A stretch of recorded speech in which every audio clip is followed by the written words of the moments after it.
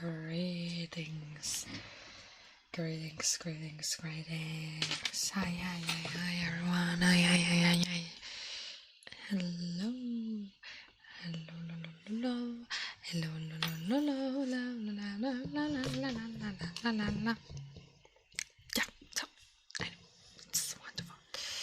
Yeah, so it's wonderful. It's wonderful. Enjoying my stay with you here.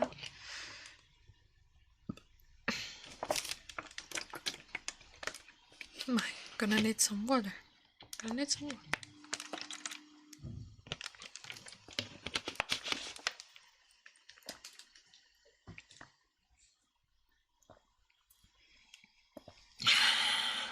How's everyone doing?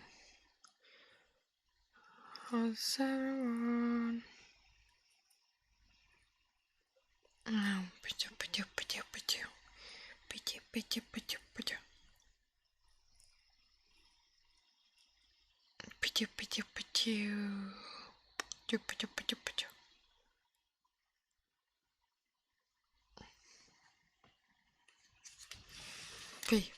Pichu. Pichu.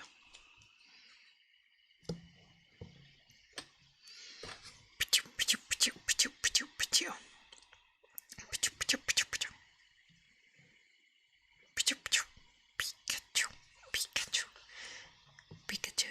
Does this make any sense? Pikachu. Does this make any sense? Pikachu makes sense. Pikachu makes sense. A lot of sun. A lot.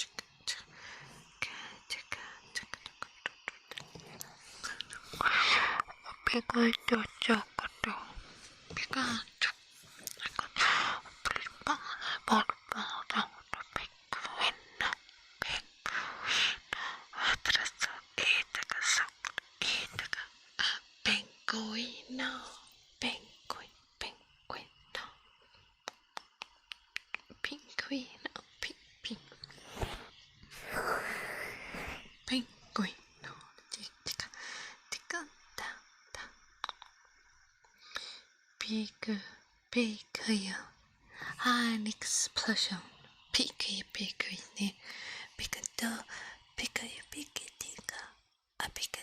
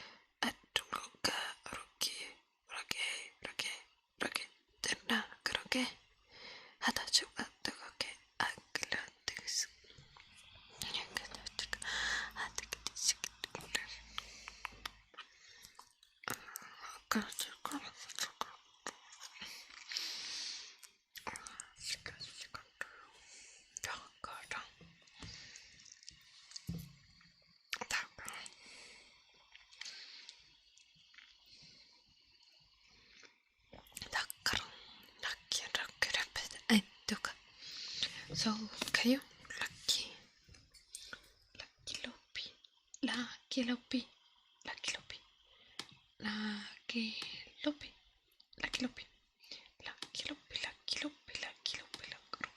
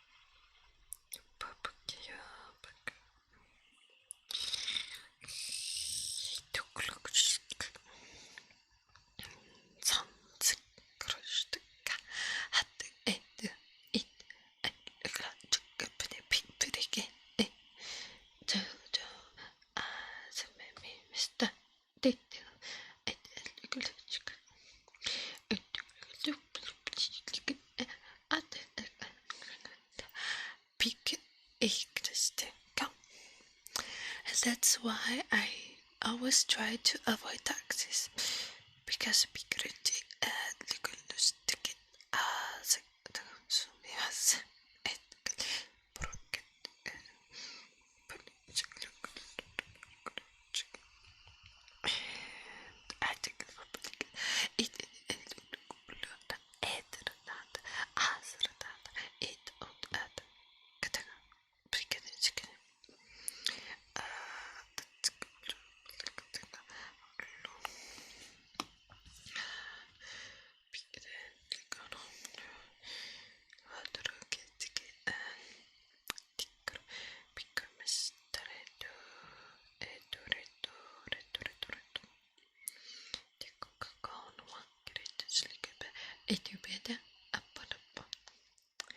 Oh, don't worry, chemist. I was just going to say that, but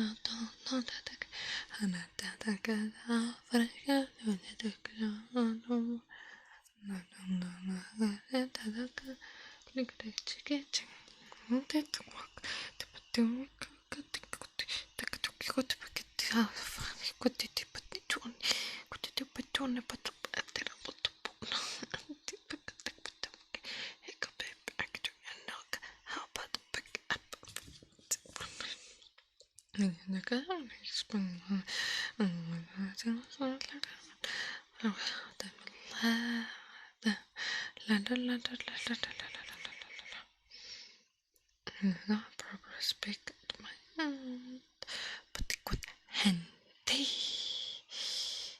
La la la la la. Ito ko naman ang kapulugan.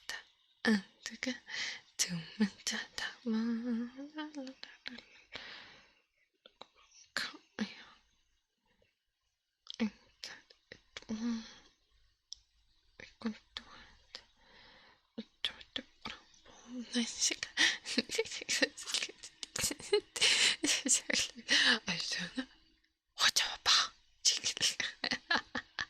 Urso, gumone, simply upsketa. Ora, isiklo, brusa, magic.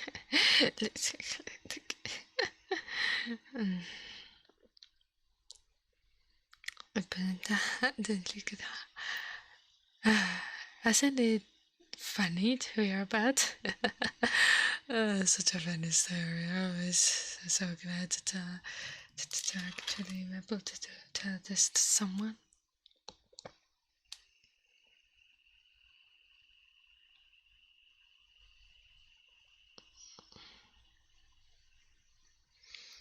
It's a moderate.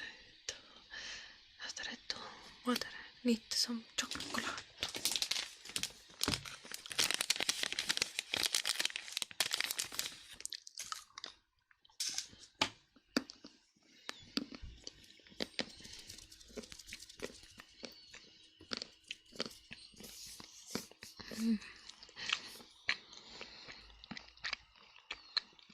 Hi, Darko. Welcome.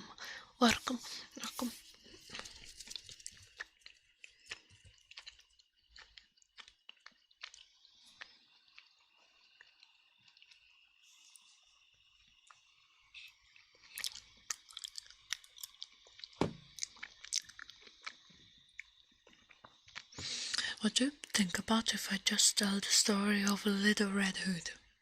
Okay, so there was this girl who ended up again. I suppose I took it out to give me a spot. I like a big jacket. I should have put it in.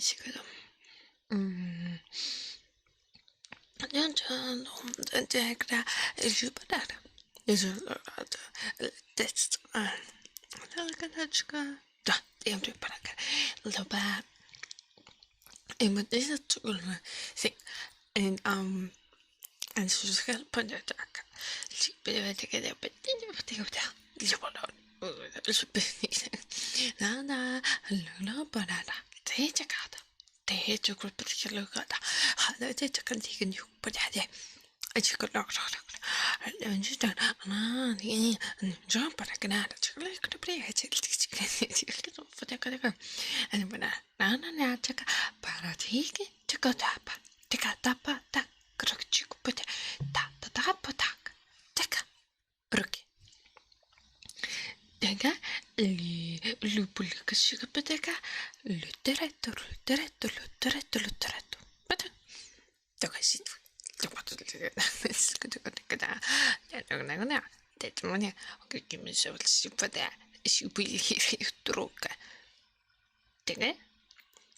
and she could open. Rutero nie o de Rusa. Digga utbede. Vorva lite rutiga lite kuduro like föda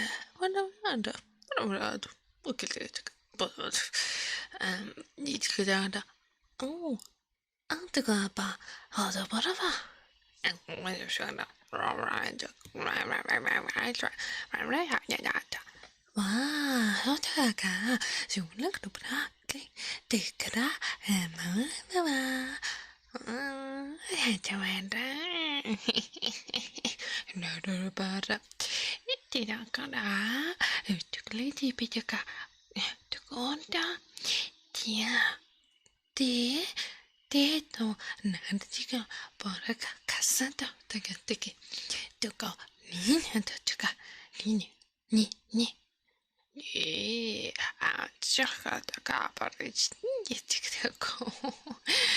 To go,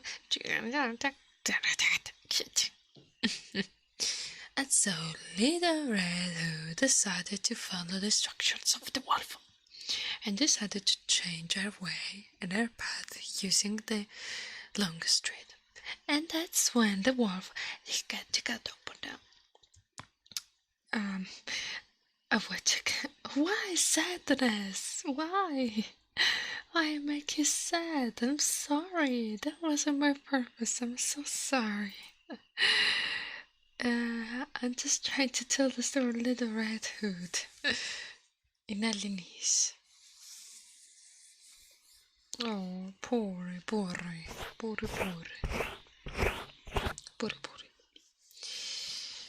What was I saying? Yes, so rättikalärd. Only pads, right? Only pads for chat, only pads. Later, the wolf decided to correct it. The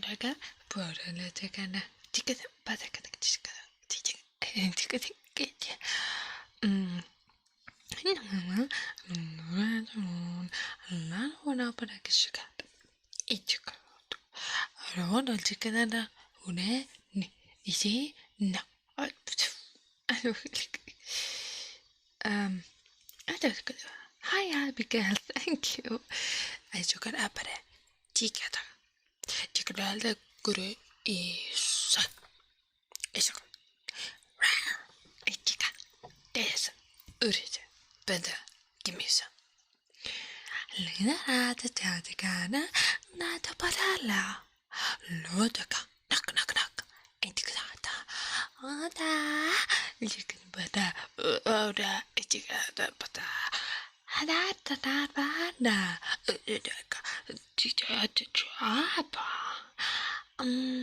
Barakija Chukmata Irechikaja Tumota Testaka.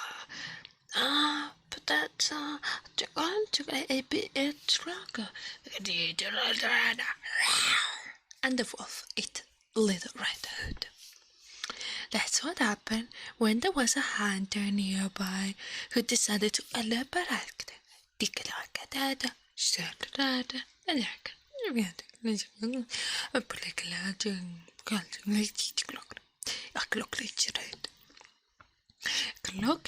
Klockling, likte råde. Det var en havse, lekriskade. Jag tycker att du putter ont etterstille i en trotige. Lägger det nok, norona kalo Rocky.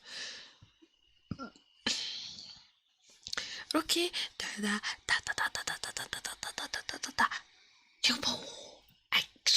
Excellent.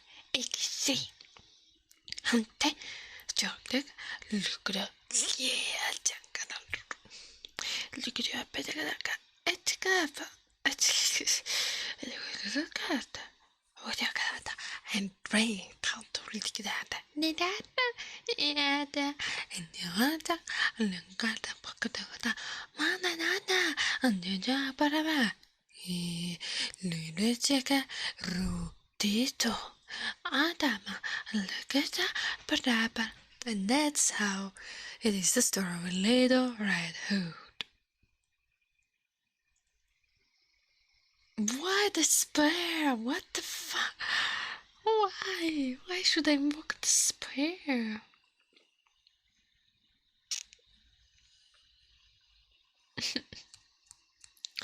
I don't want, I swear. Now I will tell the stories I will tell the fable of Cinderella, which in Italian is Cenerentola, if you wanted to know that, or Cenerella. So once upon a time, ligger digate digitepe ligger uritaka. Etikade ladada ligger ligger etikade attack. It's like da da da da da da da da da like a do do do do do do do. It's like a cup. It's like a. It's like a. Yeah, little Abraca. Let me Abraca. Ah, see that? It's a little Abraca. Nasa, and the cat. The cat, the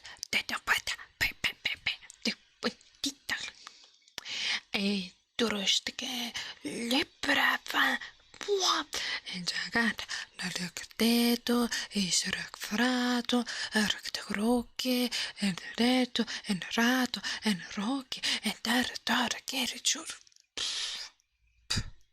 So there is a reason why there were two stepsisters, Genoveva and Anastasia. And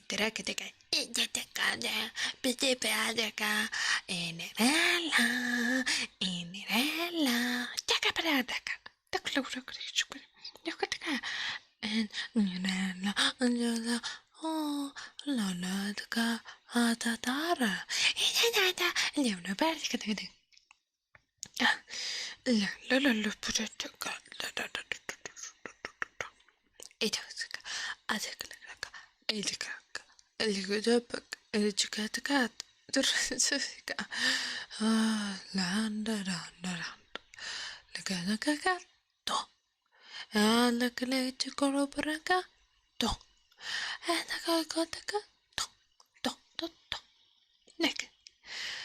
but she was in touch with some mice, sweet mice. What would you like to robada?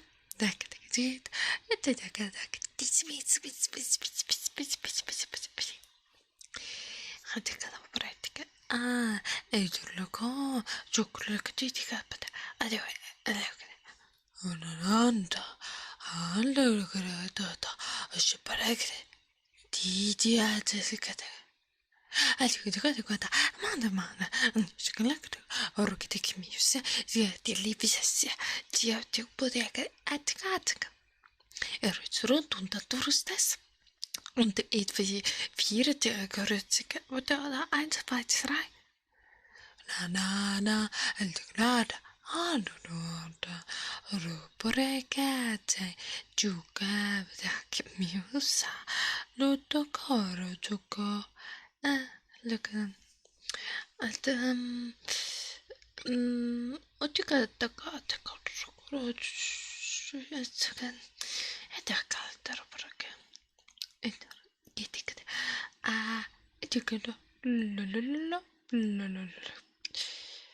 Okay, we'll take a few seconds to restore my voice. In the meanwhile, let me know in the chat if you actually enjoy listening about me telling a story but in a total different and existing language. I need to take some water.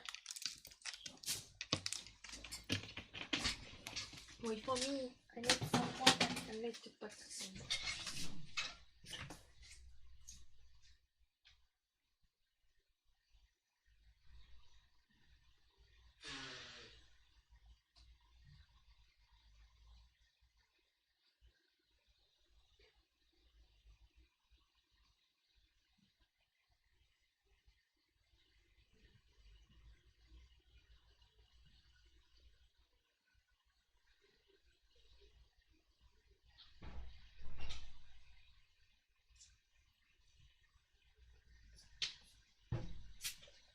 I'm back.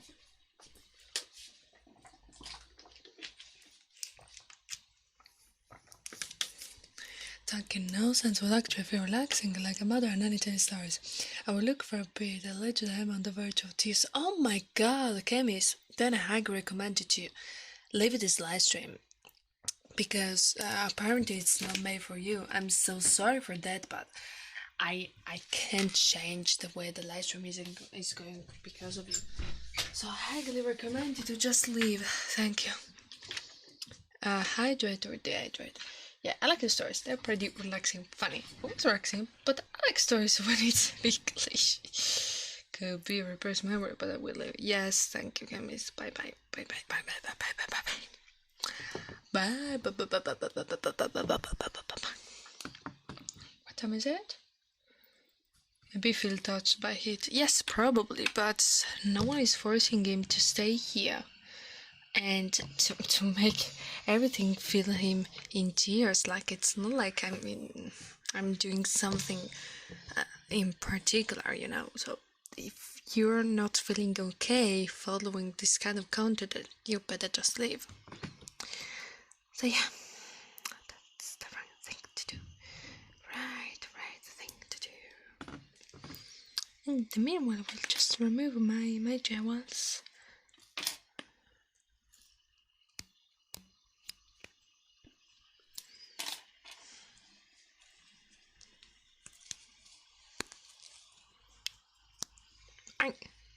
Uff. Te. 1, 2, 3, 4, 5, manca uno. There. Okay. So, what we were talking about.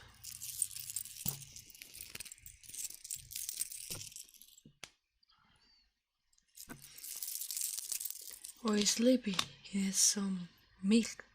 Milk. Why milk? Why milk?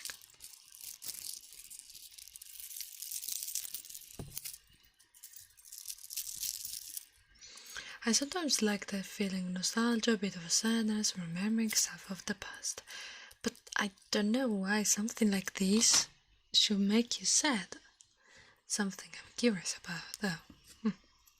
Maybe it's related to some traumatic experience that I don't know about. Maybe. Oh, warm water? Never heard of it.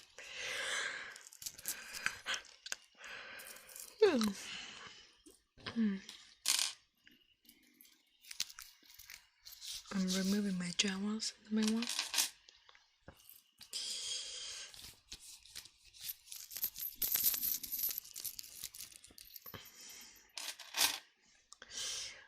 How's everyone feeling? What are your emotions? What are you feeling right now? What are you feeling? What are you feeling right now? Time to remove the choker as well. Happy, great.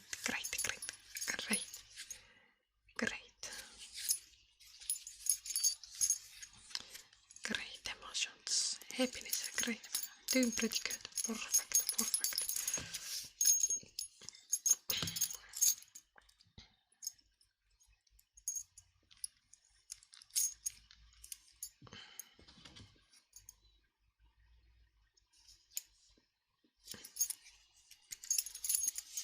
This is my choker.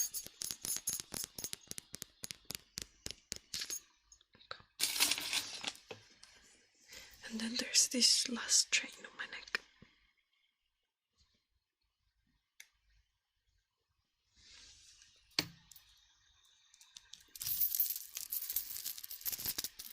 With this rainbow color, just love it. If you don't mind asking, what time is it in Italy? It's quarter to 11. Quarter to 11. Like 50 minutes to 11. I can say.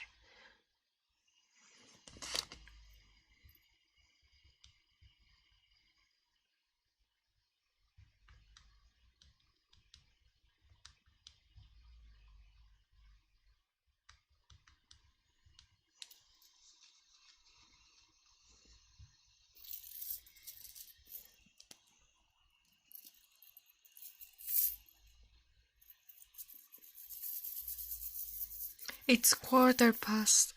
No, wait. No. It's quarter. No, right. It's quarter to 11. I said it actually right. It's quarter to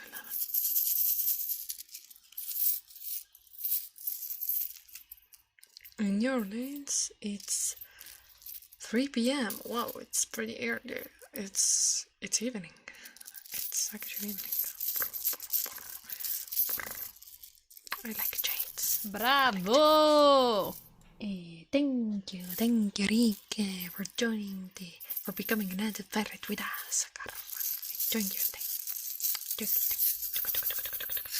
Doing your thing.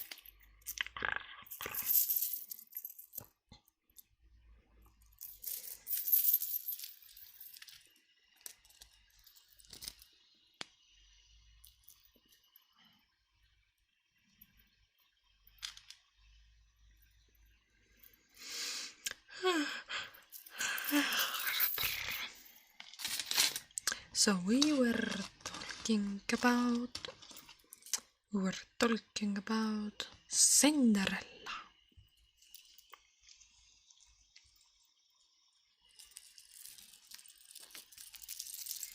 So Cinderella wished to meet her favorite prince of them all, the only prince in the Dark Kingdom, because there weren't much of princes like. And so likidätك itrikeskä turkupatata Emiliano orecada tulla. Sto raccontando Cenerentola in alienese. Is this Cinderella one? Is this is the original tale, fable, so yeah. Utakata illikalata nakata itakalata lakalata katashka atakata lakalata adagata rada pak radaraketa lagata Oh, Cazzarola, Emiliano, mi dispiace, Cazzarola. Spero che siate tutti, che sia tutto a posto, insomma. Mamma mia, mi dispiace. Immagino lo spavento. Ed alla calapora e ci clicate. Oh, toccata. Però che toccate. Dicadata. Toccata. Pedicata. Dada la cara. Alopara. That's what her mother said. Stepmother. And Cinderella was allicata. Alla calapara. E ci clicata. Atrurti. Eti. Etica. Licata. Licata. Tatatica. Etica. E tutta. And mother.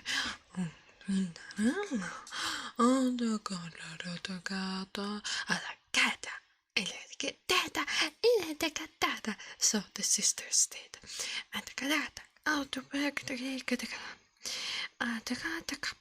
And Cinderella's outfit was ruined. So Cinderella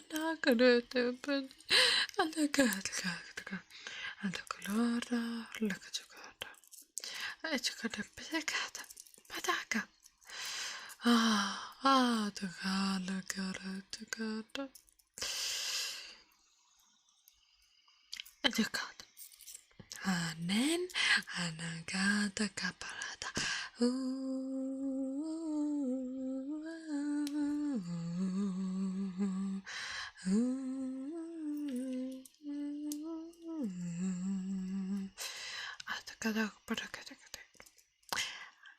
And the godmother fairy appeared and told Cinderella, "Oh, ragazzica, ho letto che basta che mi usa brot fett." And Cinderella, "Oh, no, capata, look,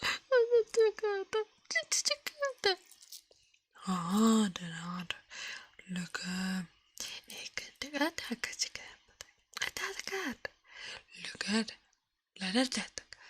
Dite taba, tata kashkiti, itikro, utite, und zweizerige, it varada urte viride.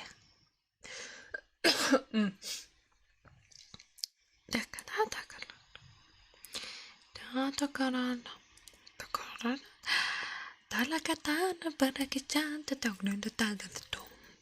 Tarataka Takarapatakatum.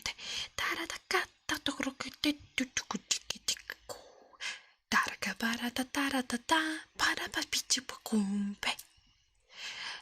Magical fate appeared on Cinderella. And Chicatacata, poor Colacata, Tucutucato, Eticatacala Patuchke, look at it. Eticata, a look up at the collective. It's kind of what we. And you can don't cut. I take that. I just get a rocket at the look untergelk andresu. As you can get and the cat.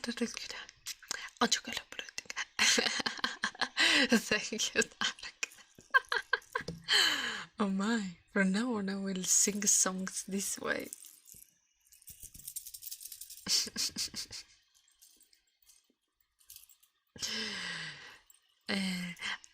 I took a Robert and you take a cat.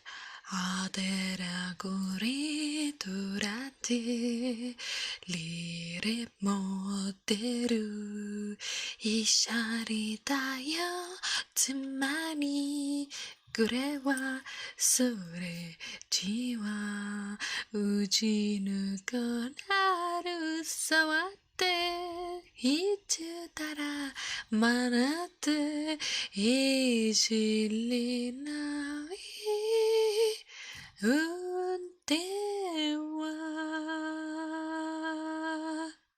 adakataka horataka elikaraka poof intikaraka paratakata directa poof etikata tikata likata tikata atikata rakata likata tikata tadarakata poof whoa what tik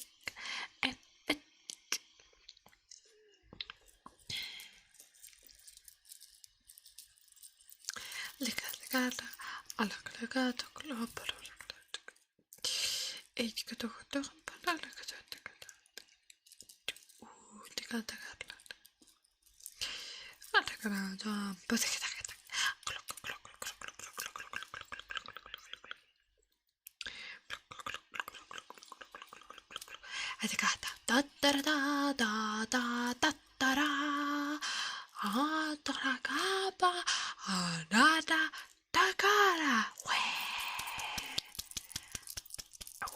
applause from the crowd, seeing the prince itself. Each woman wanted to have a dance with the prince itself.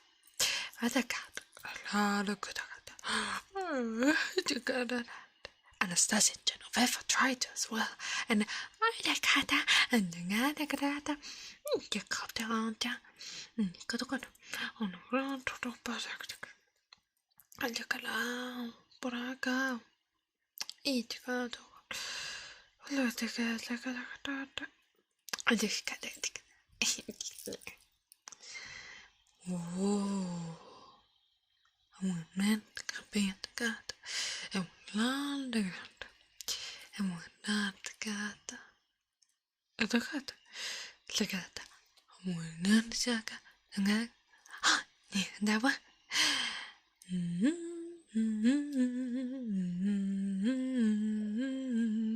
and they danced and danced and danced and danced and danced and danced and danced and danced and danced again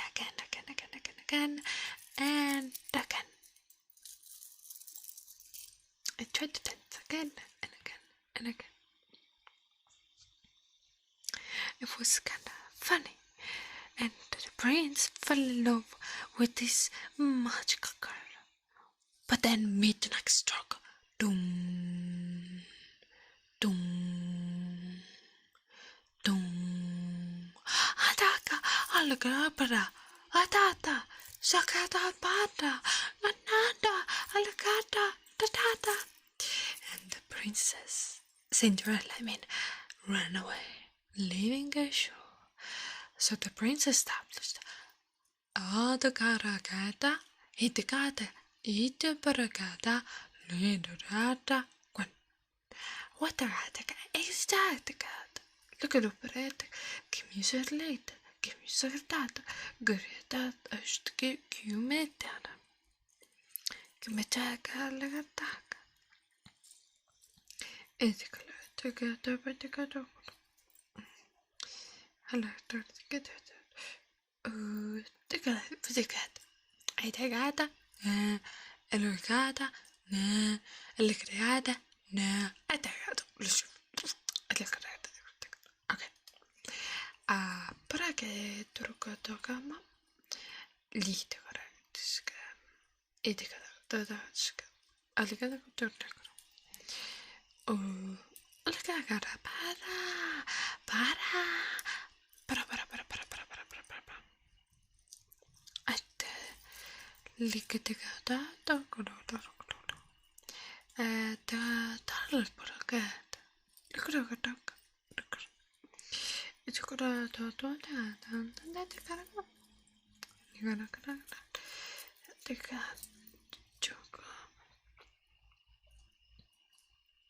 e tu la caracata es a cat. La caracata. Put a cat. Tinderala, la paradaka, tata, taparata, tukarakata, lenatata, lepet, Tinderella. So they tried the shoes on the foot of Cinderella, and they matched perfectly. And that's caused an happy ending for our marvelous Cinderella, because he was able to marry the prince, and they lived happily ever after. The end. Did you like it?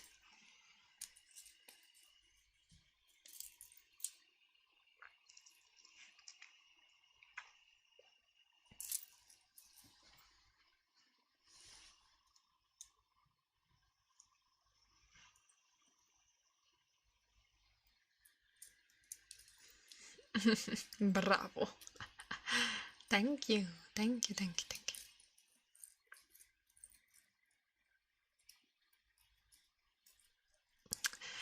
Okay, what about if I try to read an actual fable? What do you think?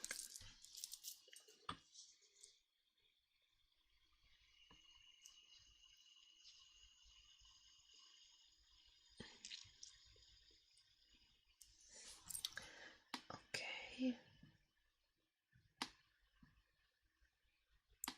So that I can still read the chat? Yeah. Oh, no. So I guess no one actually liked my unintelligible way to tell stories. Okay, I see. Wait, what? I can't read. Thanks for making me sleep. Oh, thank you too. Thank you. Just enjoy.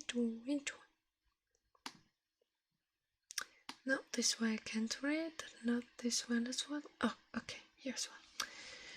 Okay, let's read a fable no one knows. The Shadow from Anderson.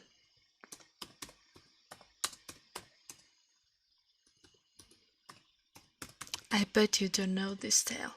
I bet you don't know. As we Hans Christian Andersen has been the main writer of I think, all the stories we know since childhood. Just like The Little Mermaid. Not the one of the Disney, the original tale, The Little Mermaid, as well as The Ugly Duck. Okay, so in very hot climates, where the heat of the sun has great power, people are usually as brown as mahogany. And in the others countries, they are, I can't say this word, with black skins. A learned man once traveled into one of these warm climates from the cold regions of the north. and thought he would roam about as he did at home. But he soon had to change his opinion. He found that, like all sensible people, he must remain in the house during the whole day, with every window and door closed, so that it looked as if all in the house were asleep or absent. The houses of the narrow street in which he lived were so lofty that the sun shone upon them from morning till evening, and it became quite unbearable. This learned man from the cold regions was young as well as clever, but it seems to him as if he were sitting in an oven, and he became quite exhausted and weak and grew so thin that his shadow shriveled up and became much smaller than he had been at home. The sun took away even what was left of it, and he saw the lights were brought into the room to see the shadow stretch itself against the wall, even to the ceiling, so tall it was. And he really wanted to go straight to recover his strength. Wait, what is happening? Yeah, okay.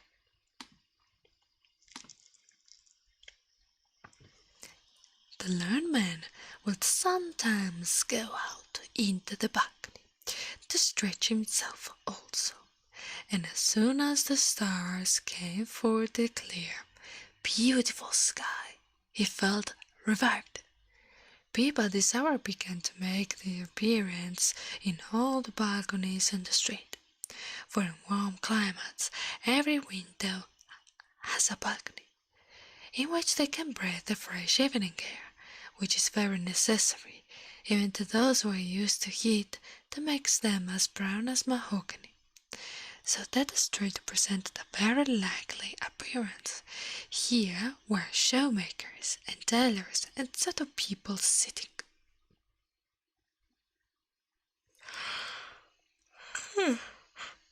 In the street beneath, they brought out tables and chairs, lighted candles by hundreds, talked and sung, and very merry. There were people walking, carriages driving, and mules trotting along with their bells on the harness, tinkle, tinkle, as they went.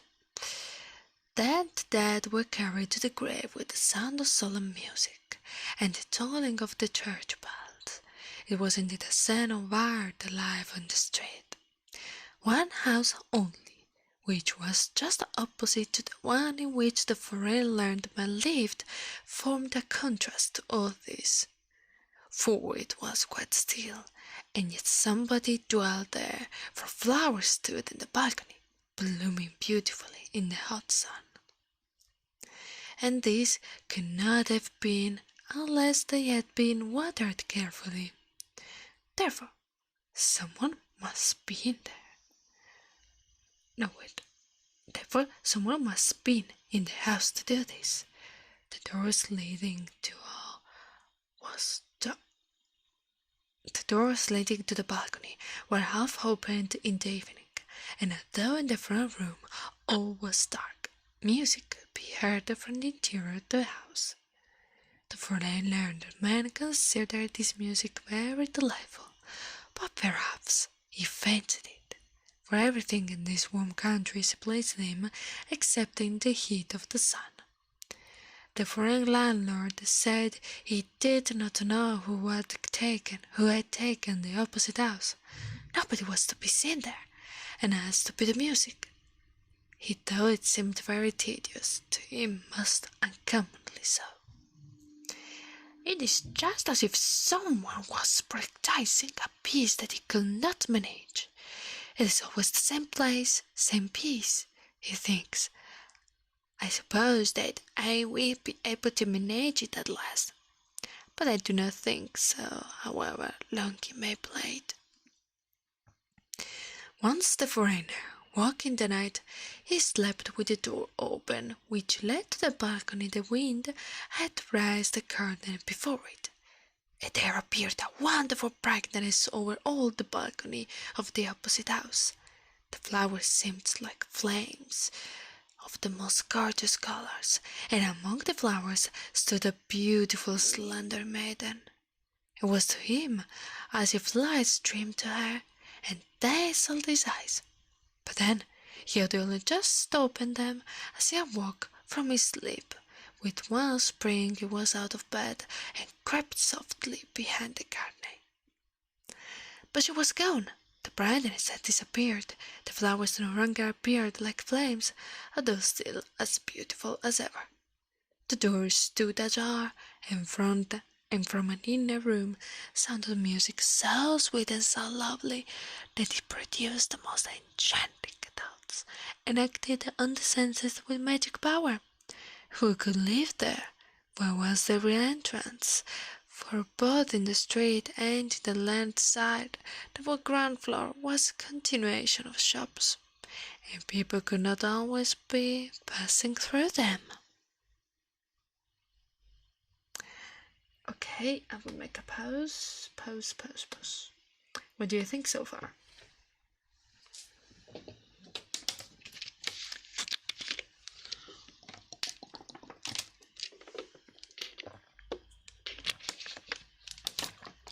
No comments?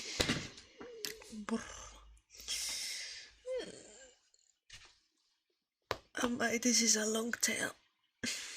I think I will just read this one and then go to bed, because it's pretty long. So,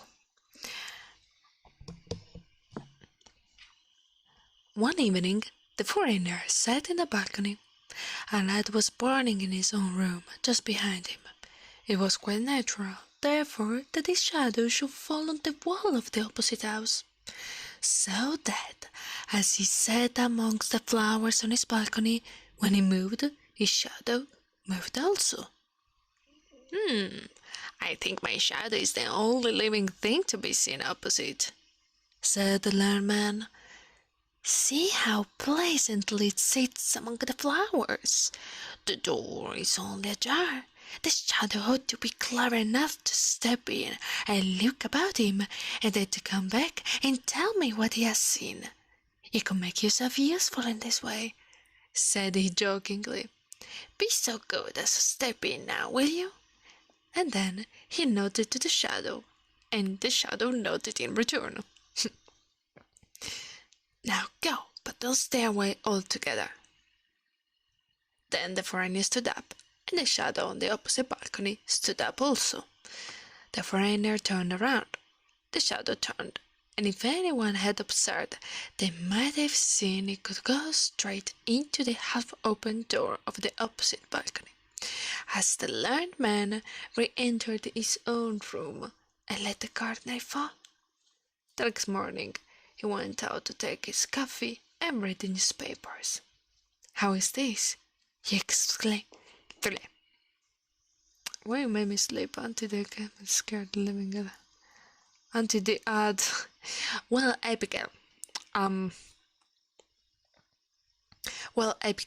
I recommend you to become a new subscriber so that you can gratefully avoid these noisy advertisements. I know it's pretty annoying, so that's the main reason why you should actually think about subscribing. And if you go to Prime Gaming, it's totally for free. That's count for each one of you all, of course. Mwah, mwah, mwah. Oh, Grazie. wow! Thank you, Nick Explosion. You actually give to Abigail a 1-level subscription for this month. Bravo! Bravo, Nicholson! Bravo! Abigail!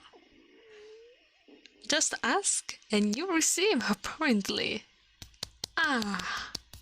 Perfect. So you will enjoy the story with no advertisements. How is it? He exclaimed as he stood in the sunshine. I've lost my shadow. So it really did go away yesterday evening, and it has not returned. This is very annoying, and it certainly did vex him, not so much because the shadow was gone, but because he knew there was a story of a man without a shadow. All the people at home in his country knew this story, and when he returned and related his own adventures, they would say it was only an imitation. And he had no desire for such things to be said of him, so he decided to not speak of it all, which was very sensible determination. Ciao boss, perché piangi? Sto raccontando una fiaba. I got you on me. Oh, thank you, Nickel Explosion. Nickel Explosion. Abigail got so lucky tonight.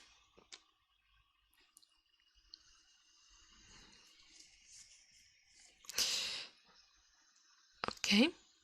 In the evening, he went out again on his balcony, taking care to place the light behind him, for he knew that a shadow always wants a master for a screen.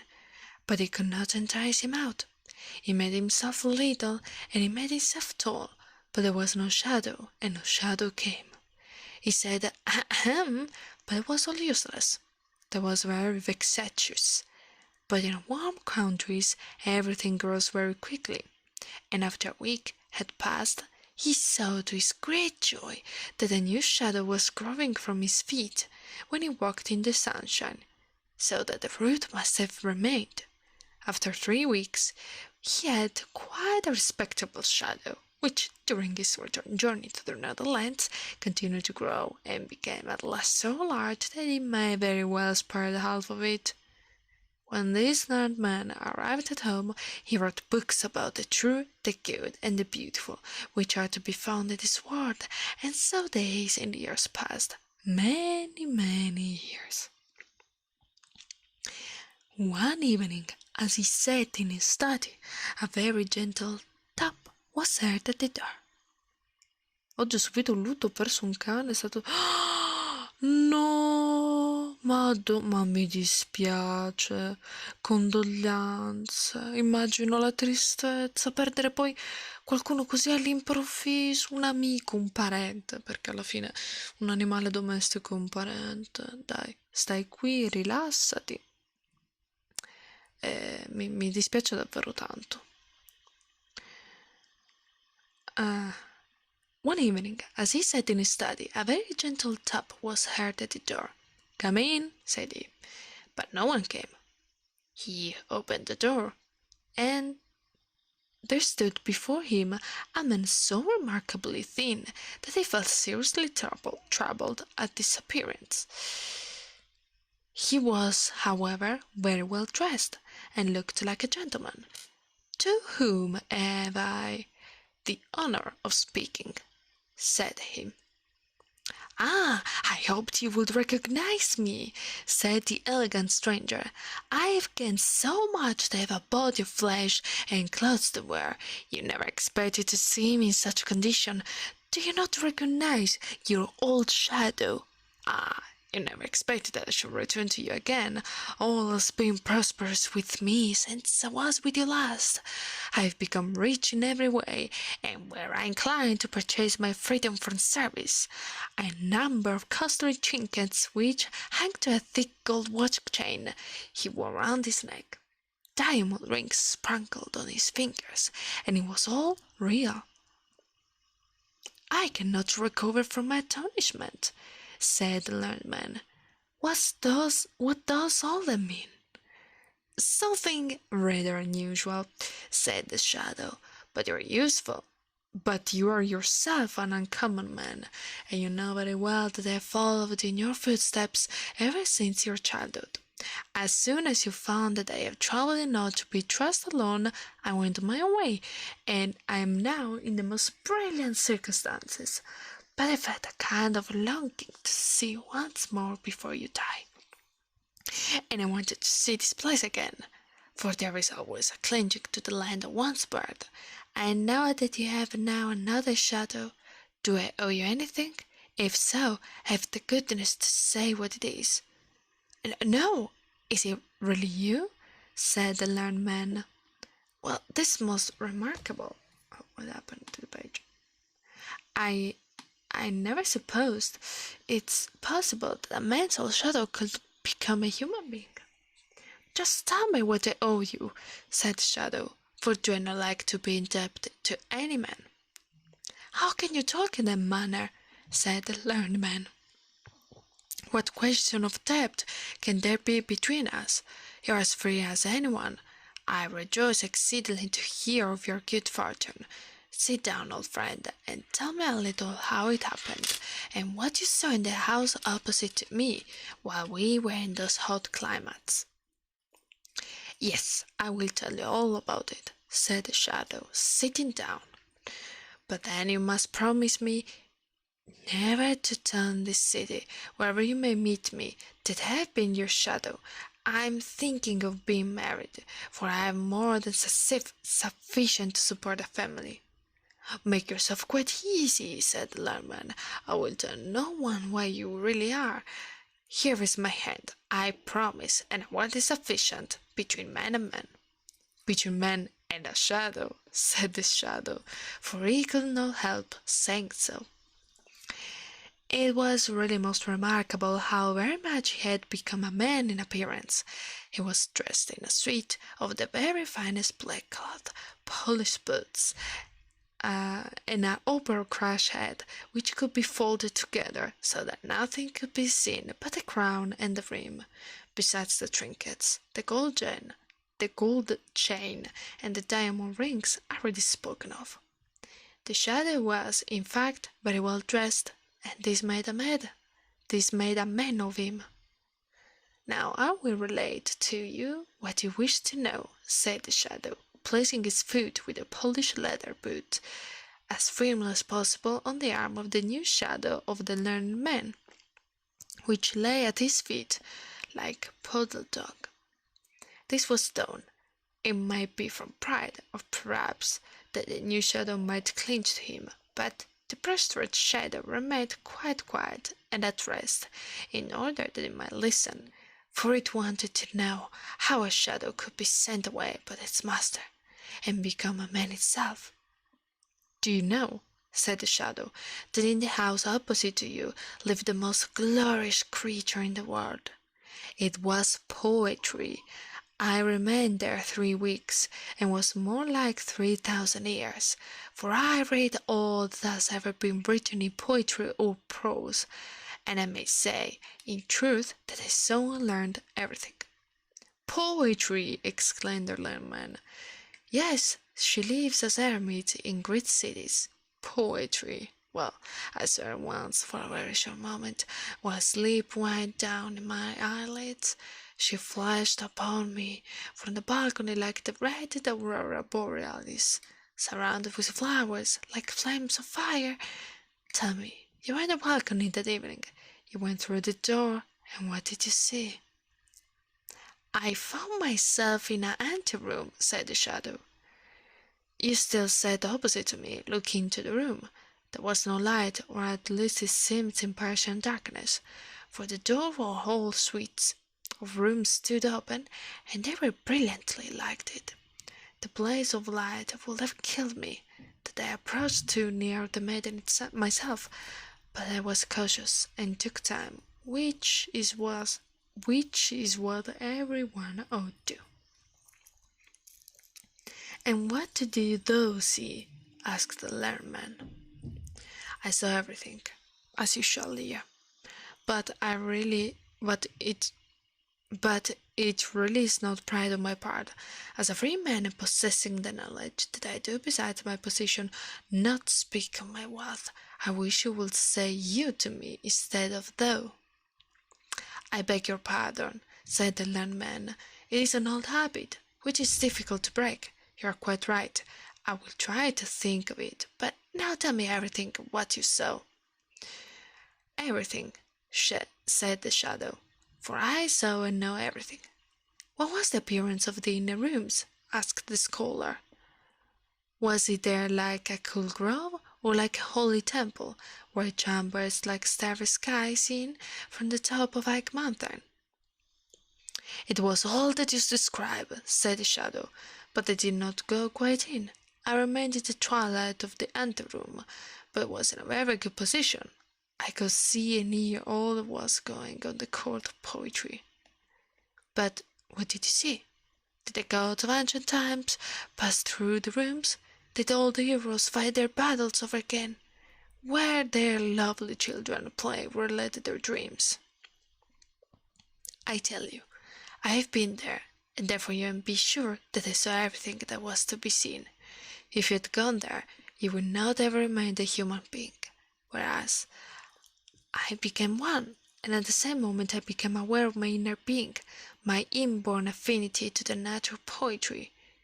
It is true, I did not think much about it while I was with you, but you will remember that I was always much larger at sunrise and sunset, and in the moonlight even more visible than yourself, but I did not then understand my inner existence.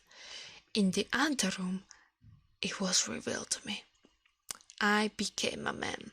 I came out in full maturity, but you had left the warm countries as men.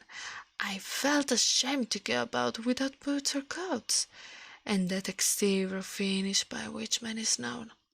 So I went my own way, I can tell you, for you were not put in a book. I hid myself under the cloak of a cake woman, but she little thought what she concealed. It was not till evening that I ventured out. I ran about the streets in the moonlight. I drew myself to my full height upon the walls, which tickled my back very pleasantly. I ran here and there, looked through the highest windows into the rooms, and over the roofs. I looked in and saw what nobody else could see, or indeed ought to see.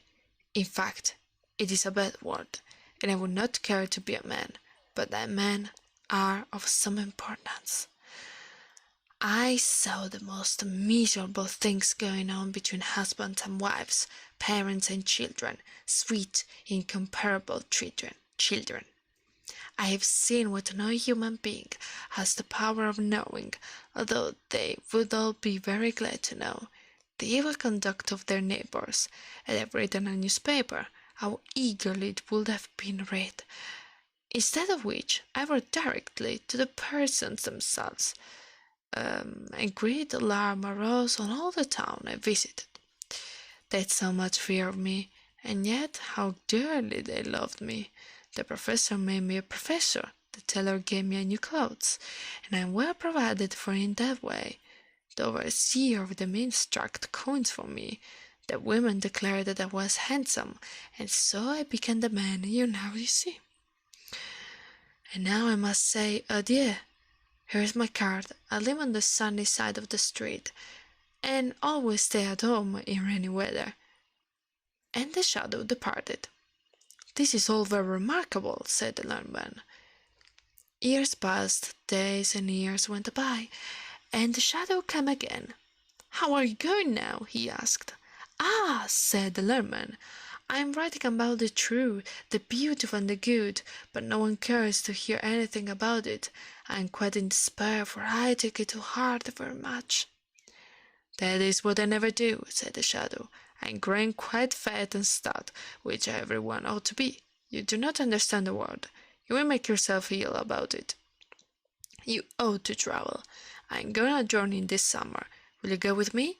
I should like travelling companion. Will you travel with me as my shadow? It will give me great pleasure, and I will pay you all expenses. Are you going to travel far? Asked the learned man. That is a matter of opinion, replied the shadow. At all events, a journey will you do as you could, and if you will be my shadow, then all your journey shall be paid. It appears to me very absurd, said the learned man.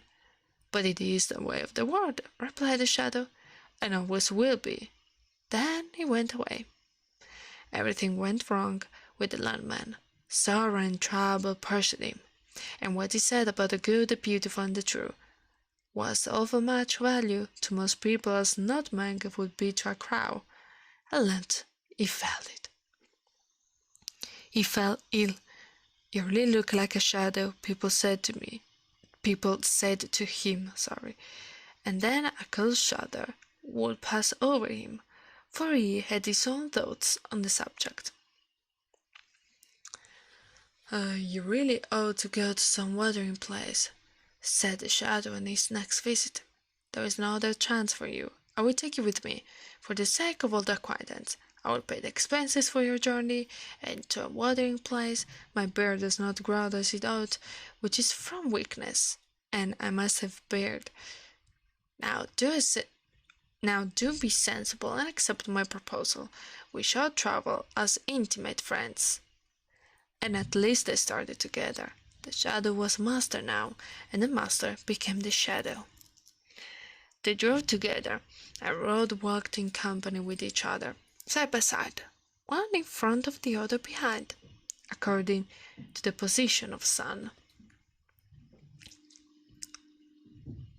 The shadow always knew when to take the place of honor, but the learned man took no notice of it, for he had a good heart and was exceedingly mild and friendly. One day the master said to the shadow, "We have grown up together from our childhood, and now that we have become travelling companions, shall we not drink to our good fellowship, and say thee and thou to each other?" What you're saying is very straightforward and kindly meant, said the shadow, who was now really master. I will be equally kind and straightforward. You are a learned man, and know how wonderful human nature is. There are some men who cannot endure the smell of brown paper. It makes them ill. Others will feel shuddering sensation to this very marrow.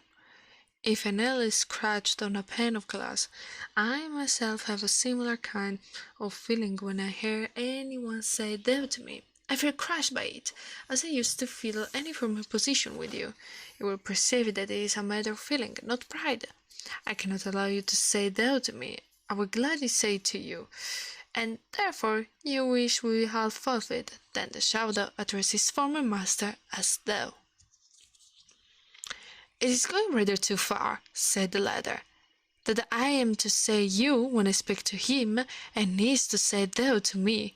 However, he was obliged to submit. They arrived at length at the baths, where there were many strangers, and among them a beautiful princess, whose real disease consisted in being too sharp-sighted, which made every one very uneasy. She saw at once that the newcomer was very different to everyone else. They say he's here to make his beard grow, she thought, but I know the real cause. He is unable to cast a shadow. Then she became very curious on the matter, and one day, while on the promenade, she entered into conversation with a strange gentleman. Being a princess, she was not obliged to stand upon much ceremony, so she said to him without hesitation, "Your illness consists in not being able to cast a shadow. Your royal highness must be on the high road to recovery from your illness," said he. "I know your complaint arose from being too sharp-sighted, and in this case it has entirely failed. I happen to have a most unusual shadow. Have you not seen a person who is always at my side? Persons often give their servants finer clothes for deliveries than for their own clothes, and so I dressed out my shadow like a man. Nay, you may observe that I have even given him a shadow of his own. It is rather expensive, but I like to have things about me that are peculiar." "How is it?" thought the princess. Another page. Am I really cured? This may be the best watering place in existence. Water in our times has certainly wonderful power. But I will not leave this place yet, just as it begins to be a music. This foreign prince, for he must be a prince, pleases me above all things. I only hope his beard won't grow, or I will leave at once. In the evening, the princess and the shadow danced together in the large assembly rooms. She was light, but it was lighter still. She had never seen such a dancer before. She told him from what country she had come, and found he knew it and had been there, but know why she was at home. He had looked into the windows of their father's place, both the upper and lower windows. He had seen many things, and could therefore answer the princess, and make allusions which quite astonished her. She thought he must be the cleverest man in all the world, and felt the greatest respect for his knowledge. When she danced with him again, she fell in love with him, which the shadow quickly discovered, for she had with her eyes looked him through and through. They danced once more, and she was nearly telling him, but she had some discretion. She thought of her country, her kingdom, and the number of people over whom she would one day have to rule. He is a clever man, she thought to herself, which is a good thing, and he dances admirably, which is also good. But has he well-grounded knowledge? That is an important question, and I must try him. Then she asked him a most difficult question. She herself could not have answered it, and the shadow made a most unaccountable grimace. "You cannot answer that," said the princess. "I learned something about it in my childhood," he replied, "and believed that even my very shadow standing over there by the door could answer it." "Your shadow?" said the princess. "Indeed, that would be very remarkable." "I don't say so positively," observed the shadow, "but I am inclined to believe that he can do so. He has followed me for so many years, and has heard so much from me, that I think it is very likely. But your Royal Highness must allow me to observe that he is very proud of being considered a man, and to put him in a good humour, so that he may answer correctly, he must be treated as a man."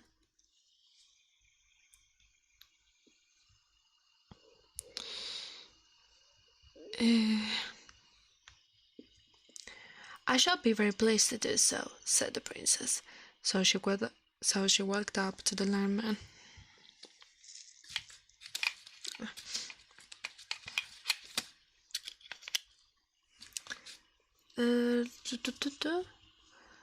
The learned man who stood at the doorway and spoke to him for the sun and the moon at the green forest, and all people near home and far off, and the learned man conversed with her pleasantly and sensibly. "What a wonderful man he must be to have such a clever shadow," thought she. "If I were to choose him, he would be a real blessing to my country and my subjects, and I would do it." So the princess and the shadow were soon engaged to each other, but no one was to be told a word about it till she returned to her kingdom. "No one shall know," said the shadow, "not even my own shadow," and he had very particular reasons for saying so. After a time, the princess returned to the land over which she reigned, and the shadow accompanied her. "Listen, my friend," said the shadow to the learned man.